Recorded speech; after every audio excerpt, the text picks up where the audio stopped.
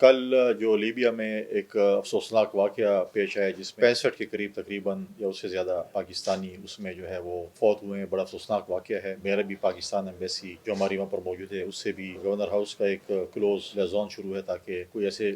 لوگ جو کہ جن کا تعلق خیر خواہ سے ہو ان کو بھی ہم جو ہے وہ وہاں سے ان کی جو ہے وہ لاشیں عزیز لا سکیں. پاکستان کی جو فورن آفس ہے وہ بھی وہاں پر جو ہے ان کے ساتھ ان کا بھی رابطہ ہے. ایک افسوسناک واقعہ پیش آیا ہے جس کا بھی جتنا بھی افسوس کیا جائے وہ کم ہے. اس کے ساتھ ساتھ پچھلے دنوں 2 بلز جو میں نے بھی بات کی تھی, کل بھی میڈیا پہ بات کی تھی. صوبائی حکومت نے 2 ظالمانہ بل اس صوبے پہ مسلط کیے. یہ وہ حکومت ہے جو لوگوں کو 1 کروڑ نوکری اور 50 لاکھ گھر کے وعدے کیے تھے, اور آج آپ دیکھیں کہ وہ 1 کروڑ نوکری کی بجائے 20,000 ملازمین جو کہ ماضی میں نگراں حکومت میں یا جو ہے اب 16 مہینے حکومت میں ان کی اپوائنٹمنٹس ہوئی تھی, ان کو جو ہے وہ غیر قانونی طور پر ایک بل کے ذریعے ایک سیاسی انتقام لینے کی کوشش کی گئی اور ان کے چولہے ٹھنڈے کرنے کی کوشش کی گئی کہ وہاں پہ چولہے ٹھنڈے ہوں, روزگار کھینچنے کی جو ہے وہ کوشش کی. اور میں نے اس بل پہ جو ہے اپنے تحفظات کے ساتھ, اگر جو سپریم کورٹ کے آرڈرز تھے یا سندھ ہائی کورٹ میں جو آرڈرز ہوئے تھے اس کا جو ہے وہ نفی کرتے ہوئے, اور ساتھ ساتھ اگر ہم یہ بھی فار ایگزامپل صوبائی حکومت کی بات مان لیتے ہیں کہ انہوں نے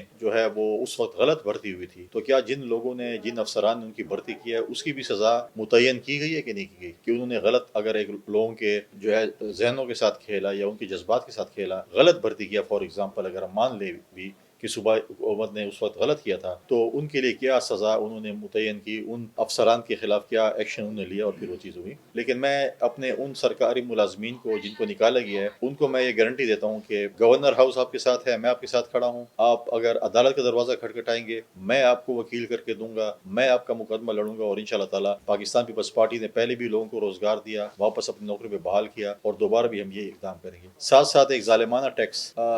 صوبائی حکومت نے ایگریکلچر اپنے زمینداروں اور کسانوں کے لیے ایک ٹیکس لے کر آئے ہیں. وہ بھی اگر آپ دیکھیں کہ اس وقت ہم ایک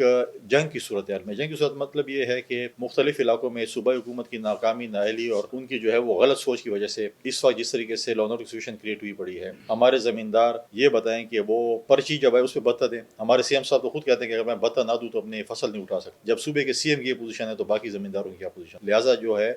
میں سمجھتا ہوں کہ اس وقت جو صورتحال ہے اس پہ صوبائی حکومت کو چاہیے تھا کہ وہ بات کرتے وفاقی حکومت کے ساتھ یا جو بھی ہے کہ ہم اس وقت اس سچویشن میں جہاں پہ ہمیں سپورٹ چاہیے نہ کہ ہمارے اوپر ٹیکس چاہیے, تو اس کو بھی میں نے جو ہے اس پہ تحفظات لگا کر, میرے پاس زمیندار آئے تھے صوبے کے مختلف جو ہے وہ ایوان زراعت کے نمائندے میرے پاس گورنر ہاؤس آئے تھے, اور ہم نے ان کے تحفظات سن کے وہی جو ہے اس کے ساتھ ساتھ جو ہے ہم نے اس کو لگا کے اور واپس بھیجا اسپیکر صاحب کے پاس. اور انشاءاللہ تعالی بہت جلد ہم ایک کسان کنونشن بھی گورنر ہاؤس میں کرنے جا رہے ہیں جو کہ ہم کسانوں کی جو ہے وہ اور زمینداروں کی آواز بنے گی.